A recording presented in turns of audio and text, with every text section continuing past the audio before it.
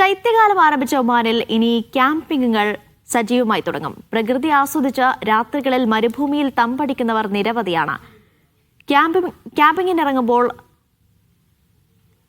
ക്യാമ്പിങ്ങിനിറങ്ങുന്നവർക്ക് അധികൃതർ ചില മാർഗനിർദ്ദേശങ്ങൾ പുറപ്പെടുവിച്ചിട്ടുണ്ട്. നിർദ്ദേശങ്ങൾ പാലിക്കാത്തവർക്ക് പിഴയും ലഭിക്കും.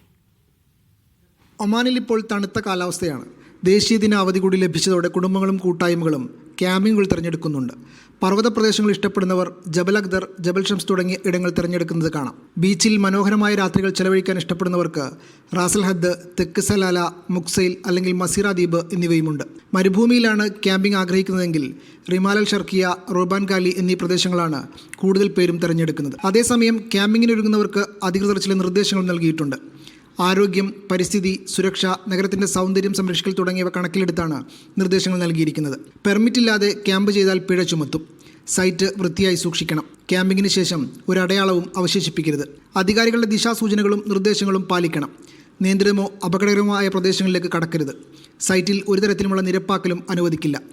മാലിന്യങ്ങൾ കത്തിക്കുകയോ കുഴിച്ചിടുകയോ ചെയ്യരുത് തുടങ്ങിയവയാണ് പ്രധാന നിർദ്ദേശങ്ങൾ. Media 1, Muscat.